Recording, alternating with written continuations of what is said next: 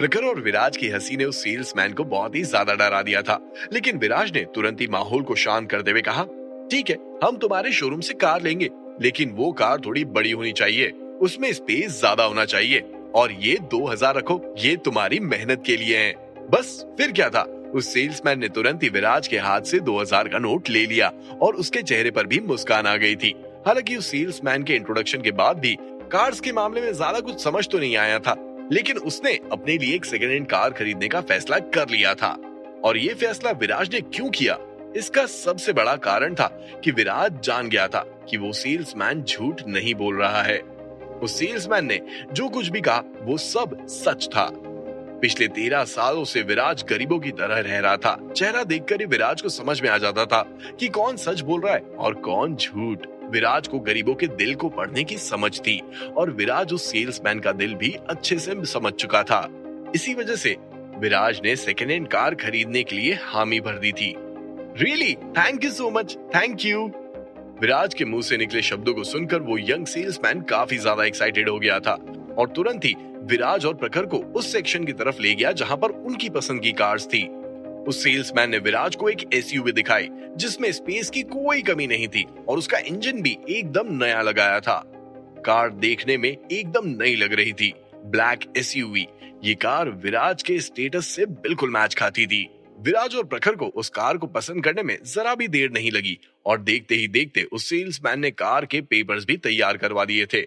ये second hand car जिसमें Toyota का इंजन था वो विराज को 15 लाख रुपए में पड़ी थी। विराज इस डील से बहुत ही खुश था। कम पैसों में उसके पास एक शानदार कार जो आ गई थी। अरे प्रखर, क्या तुम्हें कार चलानी आती है? कार के प्रोसीजर खत्म होते ही विराज और प्रखर दोनों कार में बैठ गए थे, लेकिन प्रॉब्लम ये थी कि आखिर कार चलाएगा कौन? विराज को कार तो चलानी आती थी, लेकिन पिछले 13 सालों में विराज के पास इतने पैसे नहीं थे कि वो अपना ड्राइविंग लाइसेंस बनवा सके। BMW 5 सीरीज कार को खरीदने के बाद विराज ने उसका इस्तेमाल इसीलिए ही नहीं किया क्योंकि उसके पास में ड्राइविंग लाइसेंस नहीं था। यार विराज, कार तो मुझे चलानी आती है, लेकिन मेरे पास लाइसेंस नहीं है, अब क्या करूं? जब प्रखर के मुंह से ये शब्द बाहर आए तो दोनों दोस्त एक दूसरे की शक्ल देखकर कोसने लगे थे। कार तो खरीद ली थी, लेकिन समस्या खत्म होने का नाम ही नहीं ले रही थी। तुरंत ही विराज ने अपना लुकिया फोन बाहर निकाला और जिंदल परिवार के पर्सन इंचार्ज हैदर को कॉल लगा दिया था। जैसे ही हैदर ने कॉल उठाया वैसे ही विराज ने बोलना शुरू किया, हैदर, धनंजय काका से पूछना कि क्या वो अगले कुछ दिनों में मेरे दोस्त का ड्राइविंग लाइसेंस बनवा सकते हैं। उसका नाम प्रखर गुप्ता है। सामने से शायद हैदर ने कुछ सवाल पूछे होंगे और प्रखर गुप्ता की पर्सनल इंफॉर्मेशंस के बारे में विराज को कुछ खास पता नहीं था, इसीलिए विराज ने अपना फोन सीधा प्रखर को थमा दिया जिससे वो हैदर के सवालों का जवाब दे सके। करीब 2 मिनट के सवाल जवाब के बाद वो लुकिया फोन वापस से विराज के पास आ गया था, लेकिन प्रॉब्लम का समाधान अभी भी नहीं हुआ था। ऐसा लग रहा था कि विराज को इस कार को इसी शोरूम में रखकर जाना होगा। जब प्रखर का ड्राइविंग लाइसेंस बनकर तैयार हो जाएगा तब वो दोनों इस कार को ले जाएंगे। अरे विराज भाई, प्रखर भाई, आप लोग कहाँ जा रहे हैं? क्या मैं आपको ड्रॉप कर दूं? जब विराज और प्रखर उस शोरूम से जाने लगे तो अचानक वो सेल्समैन उनके पास आ गया था। जब विराज और प्रखर दोनों ही हेजिटेट थे कि कार लेने के बाद भी उनका काम नहीं हो पाएगा, तो वो सेल्समैन उनके लिए सोने पर सुहागा बनकर आया था। इसी के साथ वो सेल्समैन विराज और प्रखर से अब और भी ज्यादा फेमिलियर हो गया था। बातों बातों में विराज और प्रखर को पता चला कि उस सेल्समैन का नाम नदीम है, जो उन्हीं के ही एज का है और उसने वो सेकेंड हैंड कार वाली कंपनी नई नई ज्वाइन की है। पूरे रास्ते वो तीनों हंसी मजाक करते हुए आगे बढ़े और करीब आधे घंटे बाद विराज की मंजिल राणेजा बिल्डिंग आ गई थी। मंजिल पर पहुंचते ही विराज कार से बाहर आया और विराज ने नदीम का नंबर लिया और अपना नंबर नदीम को थमाया। इसी के साथ विराज ने खुश होकर नदीम को और 500 रुपए दे डाले थे, जिसे पाकर नदीम और भी ज्यादा खुश हो गया था। दोपहर का समय मीटिंग के लिए तय हुआ था और ठीक उसी समय पर विराज और प्रखर राणेजा बिल्डिंग पहुंच चुके थे। दोनों के कदम राणेजा बिल्डिंग की तरफ बढ़ने लगे, जहां पर जानवी की कंपनी थी। हे, क्या तुम्हारी कंपनी में मुझे जॉब मिल सकती है? अगर नहीं तो मुझे ऐसे ही तुम्हारे बार बार अपॉइंटमेंट लेने पड़ेंगे। It's to troublesome. जानवी को अपने करीब आता देखकर विराज ने प्यार भरे अंदाज में कंप्लेन की तितली छोड़ दी थी और उस तितली को उसी अंदाज में पकड़ते हुए जानवी ने मुस्कुराते हुए विराज से कहा, ओह अच्छा, अगर नौकरी नहीं दी तो?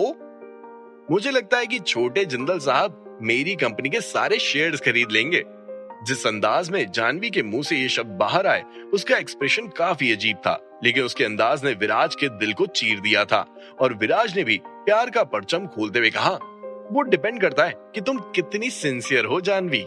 जानवी, विराज और प्रखर तीनों साइड बाय साइड जानवी की कंपनी के अंदर की तरफ बढ़ रहे थे, लेकिन प्रखर को इस तरह जानवी और विराज के बीच में कबाब में हड्डी नहीं बनना था, इसलिए बार बार वो खांसते हुए अपनी ऑकवर्डनेस को दिखाने की कोशिश कर रहा था। जानवी प्रखर की ऑकवर्डनेस को समझ गई थी। तुरंत ही जानवी ने अपनी थोड़ी स्पीड बढ़ाई और विराज और प्रखर को पीछे छोड़कर अपने ऑफिस में आगे बढ़ गई थी। क्या तुम मुझे ढूंढ रही थी? शायद इसलिए तुम नीचे आ रही थी। मैंने तुम्हें पकड़ लिया। क्या तुम मुझसे ये कहना चाहती हो कि मेरा तुम्हारी कंपनी में आना तुम्हारे लिए प्रॉब्लम हो सकता है? विराज का सो कॉल्ड रोमांस खत्म होने का नाम ही नहीं ले रहा था। दूसरी तरफ इन सब बातों को सुनकर प्रखर को मन ही मन काफी हंसी आ रही थी। हालांकि विराज जानवी के ऑफिस में मस्ती करने नहीं आया था, लेकिन वो माहौल को इतना भी सीरियस नहीं करना चाहता था कि उसे भी लगने लगे कि 3 सालों में वो जानवी के बिजनेस को 100 से 1000 करोड़ पर नहीं पहुंचा सकता है। विराज तो बस जानवी के रिएक्शंस के लिए ये सब कर रहा था। विराज ने सोचा था कि शायद जानवी कभी भी अपनी कंपनी को विराज के साथ टाई अप नहीं करेगी, लेकिन असल में ऐसा नहीं था। जानवी रोमांस में विराज से 4 कदम आगे थी। हाँ, तुम्हें ही तो ढूंढने आ रही थी, और क्यों नहीं आती? अब मेरा फ्यूचर तो वैसे भी तुम्हारे हाथों में ही है। जानवी के मुंह से निकले शब्दों को सुनकर विराज की आंखें फटी की फटी रह गई थी। एक पल के लिए उसे समझ में नहीं आया कि उसे क्या करना चाहिए। दूसरी तरफ प्रखर इतना ज्यादा ऑकवर्ड फील कर रहा था कि उसका खांसना बंद ही नहीं हो रहा था। जितना मुझे पता है, मिस जानवी का फैमिली बिजनेस वकीलों से भरा हुआ है और साथ ही साथ रियल एस्टेट में भी इनका अच्छा नाम है, लेकिन मुंबई शहर अब चीप नहीं रहा। माफ करना, मैं काफी स्ट्रेट फॉरवर्ड हूँ। अगर हमें 3 सालों में तुम्हारे एसेट्स को 10 गुना बढ़ाना है तो वो बिल्कुल भी इजी नहीं होगा। ये बोलते हुए प्रखर ने सीधा मुद्दे की बात बता दी थी। ऑकवर्ड माहौल में प्रखर बीच में ही कूद पड़ा था। प्रखर गुप्ता का नाम मुंबई शहर में कई लोग जानते थे। उसे बिजनेस की भी अच्छी खासी खबर थी। अगर प्रखर गुप्ता के परिवार के साथ वो सब नहीं हुआ होता जो अनमोल मेहरा ने किया, तो आज प्रखर गुप्ता और जानवी कपूर दोनों एक ही जगह पर खड़े होते। लेकिन प्रखर की किस्मत उससे शायद कुछ और ही करवाना चाहती थी। देखिए ना, आज वो जानवी की मदद करने के लिए आया था। जैसे ही प्रखर गुप्ता ने कहा, जानवी का फैमिली बिजनेस लॉ फर्म और रियल एस्टेट का था। लॉ फर्म से बिजनेस के बढ़ने की उम्मीद ना के बराबर ही थी।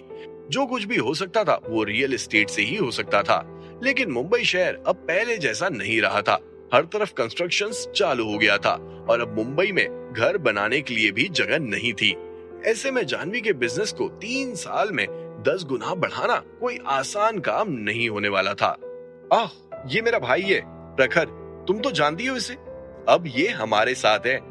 जब विराज ने देखा कि जानवी प्रखर को घूर रही है, तो तुरंत ही विराज ने प्रखर को जानवी से इंट्रोड्यूस करवा दिया था। रही बात जानवी की, तो उसे प्रखर की बातों से कोई तकलीफ नहीं थी, लेकिन वो सिर्फ इतना चाहती थी कि अगर वो विराज के इस टास्क में अपनी कंपनी दे रही है, तो बदले में उसके परिवार वालों को कोई दिक्कत नहीं होनी चाहिए। ऐसा ना हो कि उन 3 सालों में अगर जानवी की कंपनी 1000 करोड़ तक नहीं पहुंच सके, तो सभी उनसे रिश्ते तोड़ ले, सारे बिजनेस खत्म कर ले और जानवी कंगाल हो जाए। जैसा कि शर्तों में था, जानवी अपने परिवार का सोचते हुए कदम लेना चाहती थी। जानवी के रिएक्शन को देखकर प्रखर ने तुरंत ही अपना मुंह खोलते हुए कहा, दरअसल मैं समझता हूँ कि तुम्हारे मन में क्या चल रहा है, लेकिन सच कहूँ तो कल मेरे और विराज के बीच में एक डील हो गई है। माफ करना, मेरा मतलब है मेरे पिता और विराज के पिता के बीच में एक डील हो गई है। हमारी कंपनी अब से विराज की सब्सिडरी कंपनी हो गई है। हमारा बिजनेस शुरू से ही होटल इंडस्ट्री का रहा है। मुझे नहीं पता अगर मिस जानवी उसमें इंटरेस्टेड। बहुत समय पहले प्रखर गुप्ता के दिमाग में बिजनेस को लेकर काफी नए नए ख्याल आते थे, लेकिन जब उसका परिवार बैंक्रप्सी के कगार पर चला गया, तो प्रखर ने उन ख्यालों को अपने दिल में दफना दिया था। आज जब प्रखर को वापस से निखारने का मौका मिला, तो वो जानवी के सामने बिजनेस की परतें खोलने में जरा भी समय नहीं लगा रहा था। प्रखर गुप्ता के मुंह से निकले शब्दों को सुनने के बाद जानवी की उंगलियां टप टप करते हुए टेबल पर अपने निशान छोड़ रही थी। मनी मन जानवी प्रखर के प्लान के बारे में सोच रही थी और उसके आगे के बिजनेस का अनुमान लगा रही थी।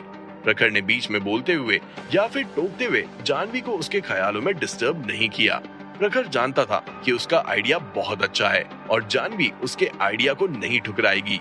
दूसरी तरफ विराज भी अपनी आंखें बंद करके कुछ सोच रहा था और उसे देखकर ऐसा लग रहा था जैसे मानो वो कुछ ज्यादा ही सीरियस हो गया था।